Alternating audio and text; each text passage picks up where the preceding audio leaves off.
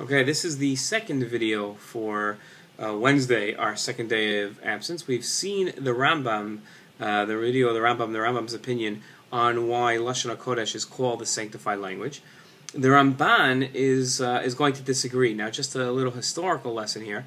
The Ramban is it was 100 years after the Rambam, and rarely does he disagree with the Rambam, but when he does, it's always a good discussion. It's always a good argument, and it's always good to hear the different sides. What I'm going to want you to do in this video is three things. One, I'm going to want you to send me a text or an email, and you should have sent me one already.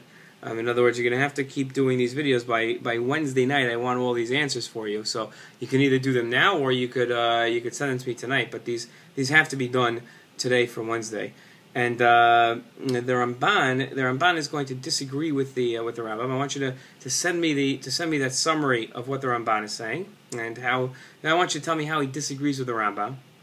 Okay, and so four things, and then so what the Ramban says, how he disagrees with the Rambam, right? What their point of disagreement is. Then what I'd like you to do is I'd like you to tell me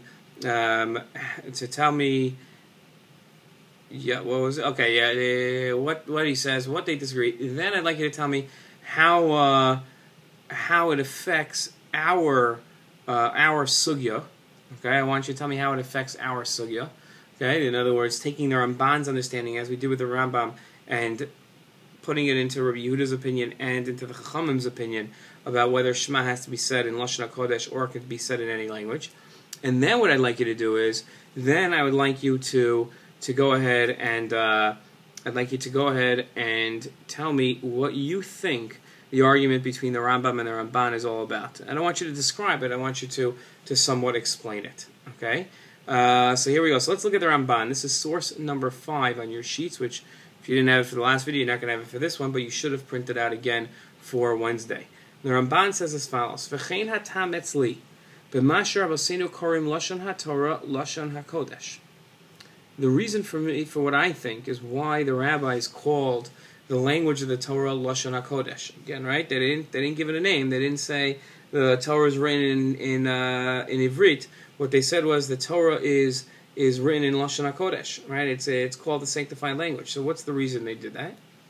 Shehu mipnei shedivrei haTorah of hanevuos v'chol divrei kedusha kulam b'Loshon hahu nemru. Because, right, all divrei Torah, right, all the words of the Torah, all the prophecies that we have, and all the words of kedusha that we have, all the ideas, all were written in this language. Okay, so let's look at so the Ramban is saying, okay, we have one thing in common with Loshon HaKodesh. Okay, right, there's let's see what the Loshon HaKodesh is. What does it say? Right, so the idea behind Loshon HaKodesh is that what's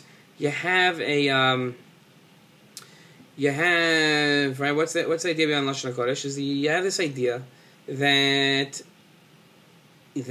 all really sanctified things that we know of in this world, right, which is right, we have very few sanctified things in this world, but we have the words of the Torah, we have the words of the different prophets, whether it be Yoshua or various Shoftim, or Shmuel, or David HaMelech, or Shlomo HaMelech, right? All the words of our various prophets, they were all said in this language, and therefore, if everything Kadosh is said in this language, then the language itself is characterized by the kedusha.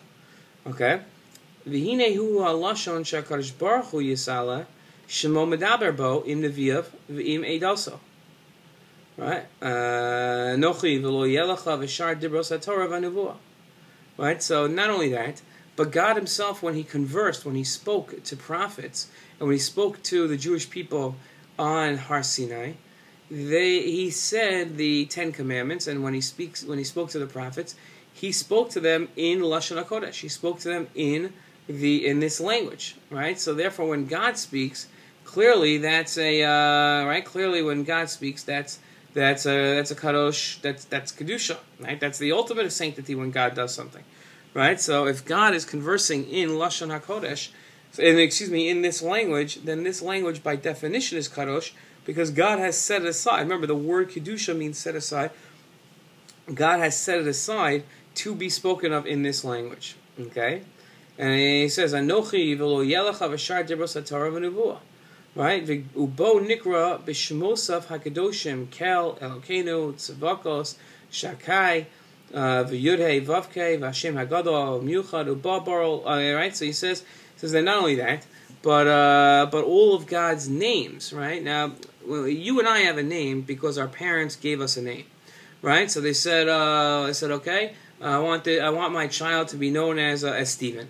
Right, or as Julia, or Ellie, or Amram, or Sophia, or Ariel, or Alberto. Right, so they said that that's what we want to call you. Now they weren't describing you as a child; you were an 8-day nothing.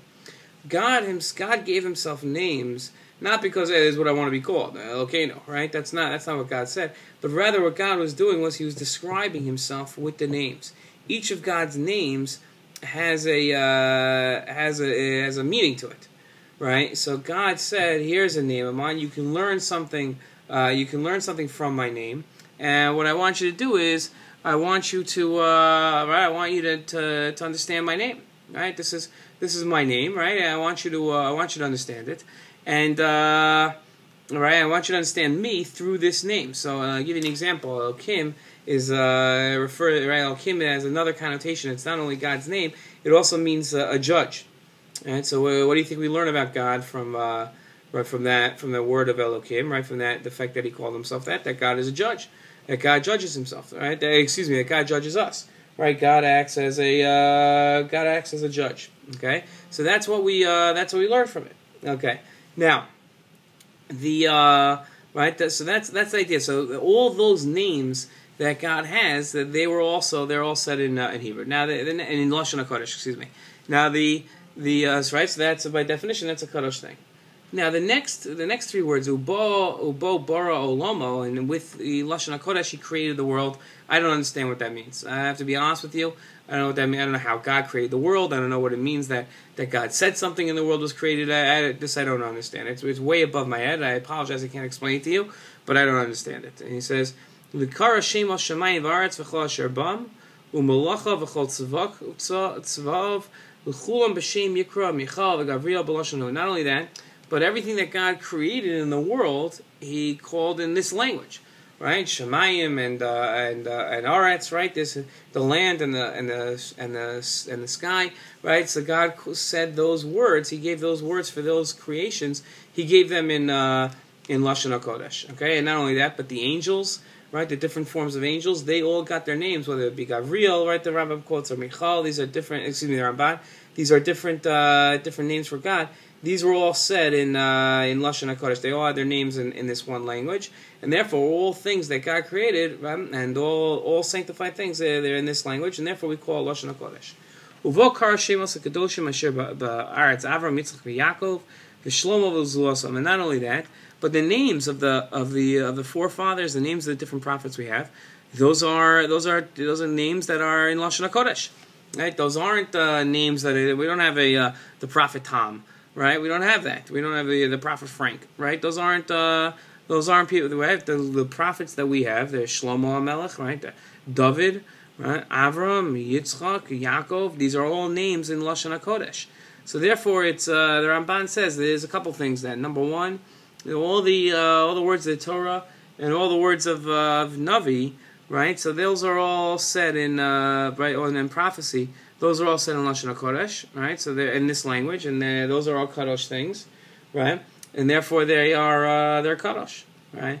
When it comes to Kadosh Baruch Hu, so it's the same thing, right? The Kadosh Baruch Hu Himself, right? When He talked to prophets, and when He talked to the forefathers, and when He talked to Bnei Yisrael as a whole at Har Sinai, He used Loshon Hakodesh. Okay, so what I want you to do is I want you to text me what we just said in the Ramban, a summary. I want you to text me what his disagreement with the Rambam is. I want you to explain to me his disagreement with the Rambam, and I want you to tell me how this applies to our sugya, the Ramban's understanding, how it applies to our sugya, different than the Rambam. Okay, good luck. Okay, speak to you soon.